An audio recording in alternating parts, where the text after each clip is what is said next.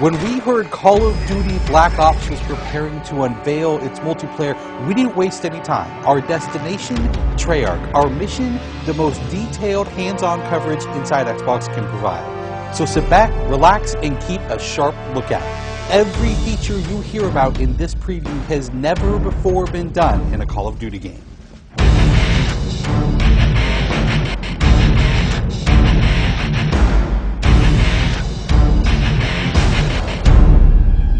We begin where the multiplayer trailer for Black Ops left off, with theater mode.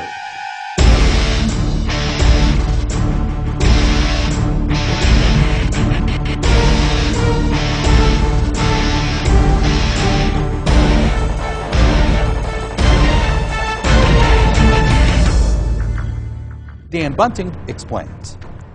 You can switch the camera from any player's perspective in both first person and third person. You can detach the camera and go into free cam mode, which allows you to fly anywhere on the map, basically. It's really interesting when you pause the game and go into free cam, you just see all the particle effects just in their full glory, just frozen in time, and it makes some really awesome footage. We really want to give players the tools to be creative, make their own machinima, make their own highlight reels. Maybe they're really competitive clans that want to just capture the films from their matches and then go back and analyze what the other team did or whatever. Also brand new to Call of Duty is Black Ops' new currency system.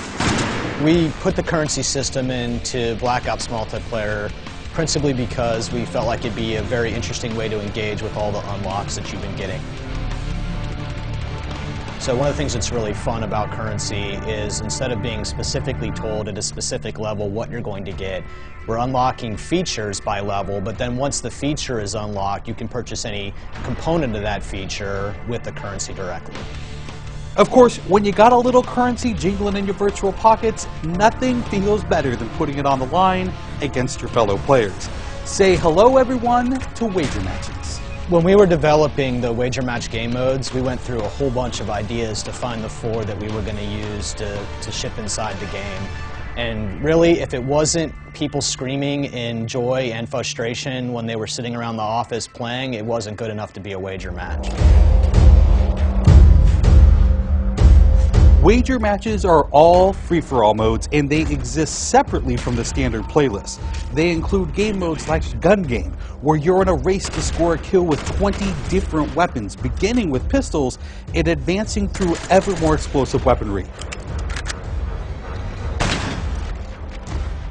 It's extremely rewarding for us as a design team to put something up there that people are reacting to really well and it's slightly different than what they get, and everyone loves the core game. And you have to be very careful when you're finessing the core mechanics of the game. But wager matches let us kind of get our creativity flowing and do some things that you're not normally used to, and then spin them up in unique ways and combine things in ways that you haven't seen before, that you never really thought of, and that wouldn't be appropriate for the core game, but are completely appropriate for wager matches.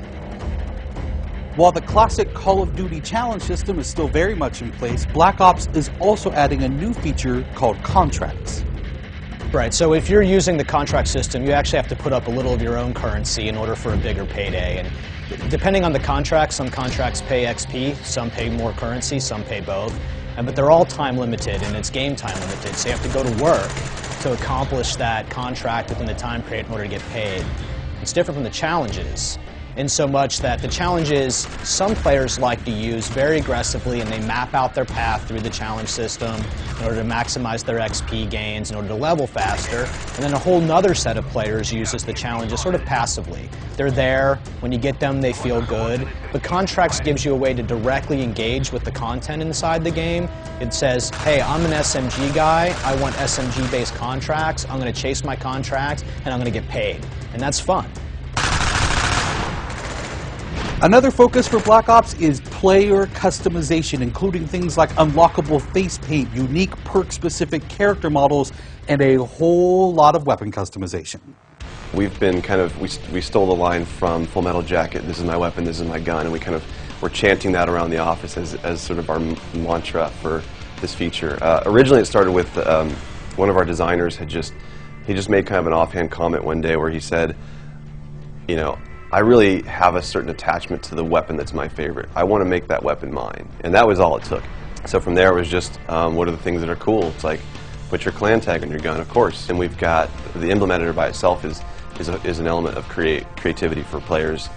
And then the reticles, of course, why not give people the option to select what kind of red dot they have. Maybe they don't like a dot, maybe they like a circle, maybe they like a triangle, maybe they like a standard crosshair, maybe they just want a line. And then there is combat training, which allows you to get comfortable with the trappings of multiplayer by competing in matches against AI-controlled opponents.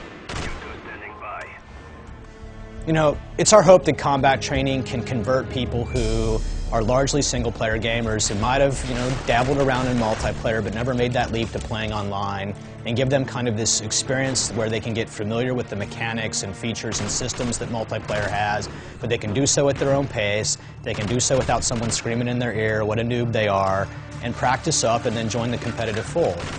Experienced players could use combat training to practice up on a particular weapon, a particular tactic, or a particular map. So we think it appeals to both audiences, but most directly, it was designed to help new players get into the mix.